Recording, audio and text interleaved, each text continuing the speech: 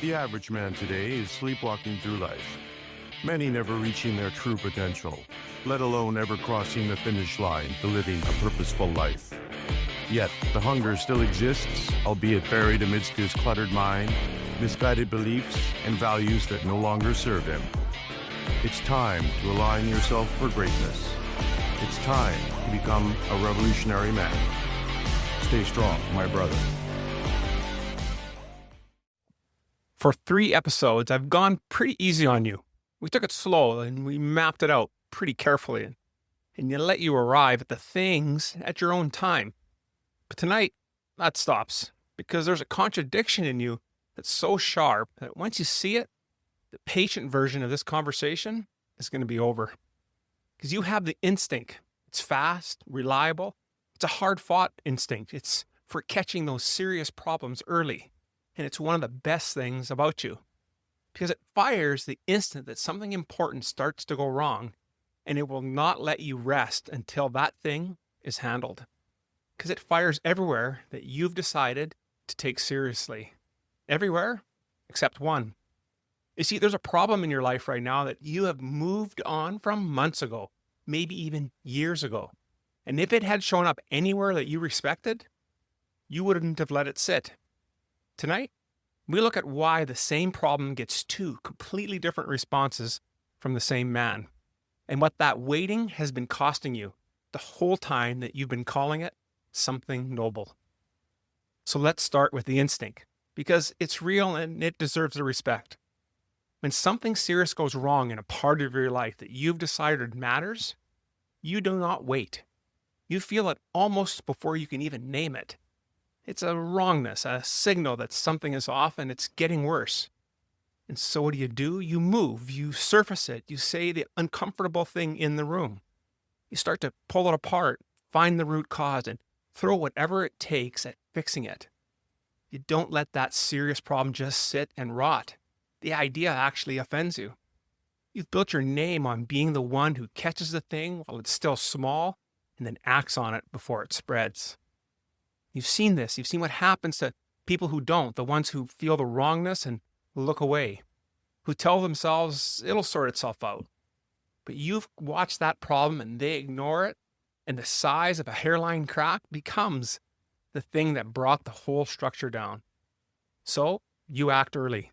It's on principle, because you know better than almost anyone walking that the cost of a problem is the lowest the day you first feel it, and it climbs every single day that you don't. So it's that instinct that has saved you more times than you could possibly count. It's not a small thing. It might be the single most valuable reflex that you own. You hold it up against your actual life because there's exactly one place where you have switched it all the way off. So let me ask you a question. In the domains that you take seriously, how long do you let a serious worsening problem sit before you act? Now hold on to that number in your head because we're about to get to something. There's a problem in the most important part of your life that meets every test you'd use to trigger action anywhere else. It's serious, and you know that it's serious. This was never about something that you couldn't see because it isn't small. It isn't improving on its own. And it has been going on long enough that new is not a word you can honestly use for it anymore. If this exact problem, the size, the seriousness, this duration showed up in anything that you actually took seriously, you would have acted on it a long time ago. It would have been reflexive. You wouldn't have needed anyone to point at it. The instinct would have fired and you would have moved that very week. But here, this instinct is silent. The same man who can't sleep over a problem at work sleeps fine beside this one. And not because you don't feel it, you feel it. It just sits in the background of most of your days, a low hum that you've become an expert at not turning toward, because you felt the wrongness for a long time. And for the first time in your capable life, you felt it and you decided to wait. That's new. You don't wait. It's the one thing everyone knows at your work would never swear that you do. And notice what it cost you just to admit it. You spent years being known as the man who doesn't let things slide. Decisive. You're on it. the head of the problem. To look straight at this is to admit that the description has a hole in it exactly where it matters most. That your decisiveness was partly a luxury, cheap to spend in the arenas where deciding never threatened you with anything. So if this was the exact problem appeared tomorrow in a part of your life that you took most seriously, how fast would you move? And what does the gap between that speed and your actual speed tell you about what you've been quietly deciding this is worth? And when you consider these two questions, consider this as well. How does a man who acts on instinct talk himself into waiting? He gives the waiting good names, doesn't he? It's not that bad. Every relationship goes through this. I'm picking my battles. Now's just not the right time. We're both just stretched thin right now.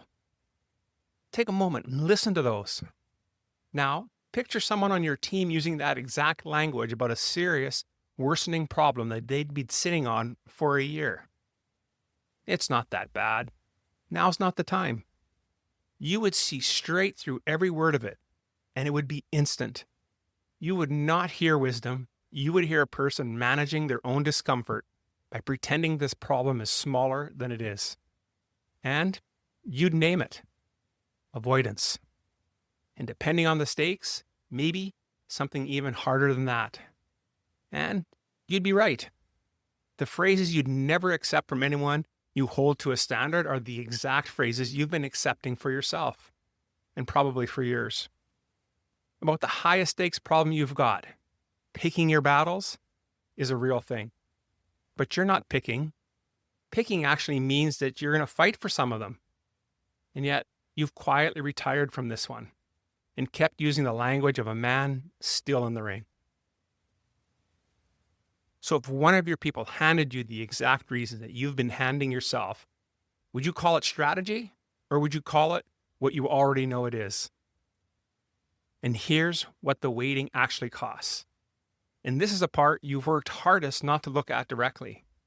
You tell yourself waiting is neutral, that nothing much is happening while you don't act, that you can get to it later and it'll be roughly where you left it.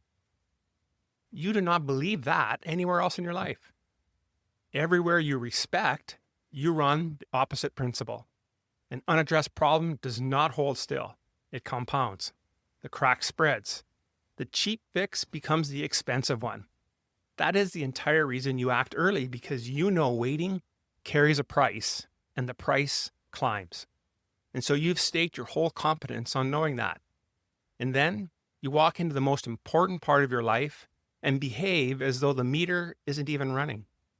It's running, and it's been running the entire time. The problem that you're tolerating is not the size it was when you started tolerating it. Something has been accruing this whole time, and quietly, and it's been in the background. And while you called your inaction patience, I'm not going to total it for you tonight, because we're going to do that later. But the part of you that does the math everywhere else already knows the bill is larger than it was, and that you are the one who has been letting it grow. And here's the quiet brutality of compounding. It's the slowest at the start. And so when acting would have been the easiest and the fastest at the end, when acting is hardest, your cheapest window was years ago. You spent it waiting. Every window since then has cost more than the one before. The window that you're standing in right now is the cheapest one you are ever going to get again. So, everywhere the price of waiting is real, you act early. Why is the single place you've decided waiting is free the exact place the price is the highest? So let's make this concrete in the one way that you just can't dodge. Imagine the man responsible for this part of your life reports to you. He's on your team now, and it's time for his review. You pull up his record. Here's what's in it. A serious problem, flagged by his own instincts, left unaddressed for, how long has it been now? A year? 3? Longer? No plan, no action, a long row of quarters where the same issue rolled forward untouched. and each one carrying a reason that sounded fine in the moment and yet accomplished nothing. So what's your honest assessment of this performer? You wouldn't be cruel about it, but you wouldn't lie either. You'd say he had every capability of the job required and didn't apply it. You'd say the gap wasn't skill, it was will. You'd say a man who performs like this in the role that matters most has a problem he is actively choosing not to solve. And then you'd do the thing that you always do with a performer like that. You'd stop accepting the explanations. You'd start expecting the change. You'd hold him to the standard. You'd hold everyone to the standard. Everyone but the man in the mirror, in the one role where the standard matters the most. So write the honest review of how you've performed in the most important role that you hold. And then ask yourself, would you accept that performance from a single person who reported to you? Now, the hard floor that's underneath all of this. The different response is not an accident. You didn't forget to act. The man with your instincts does not simply fail to notice a serious problem for years. You set the bar for action impossibly high in this one domain and on purpose. Because a high enough bar means you never have to clear it.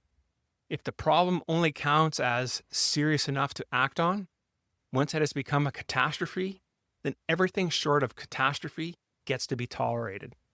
And you get to call that toleration patience, maturity, perspective, even keeping the peace. A raised threshold is how a man makes his own inaction look like judgment.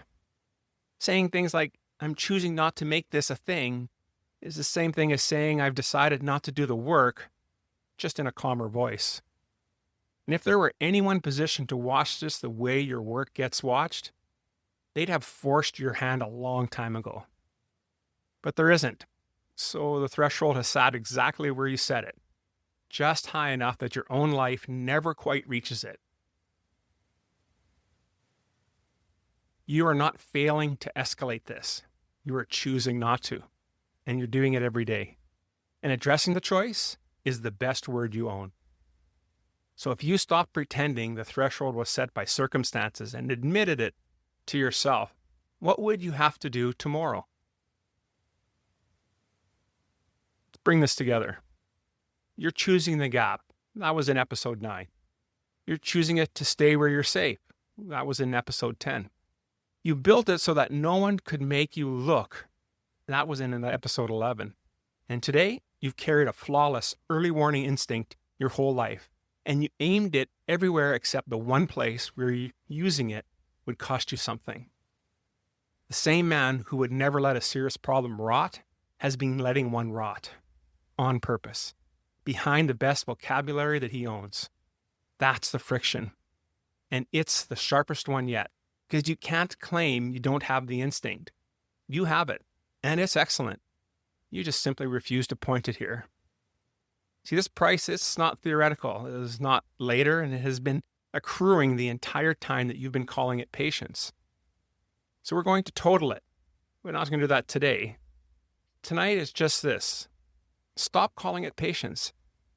You have called it negligence in anyone else. And the honest part of you, the part that runs the math everywhere it's allowed to, already knows exactly what it would do tomorrow if it stopped waiting for a permission that was never going to come. The band of brothers is where men stop tolerating at home what they'd fix anywhere else. So start acting while the price is still payable. And if you're ready for that, you know what to do.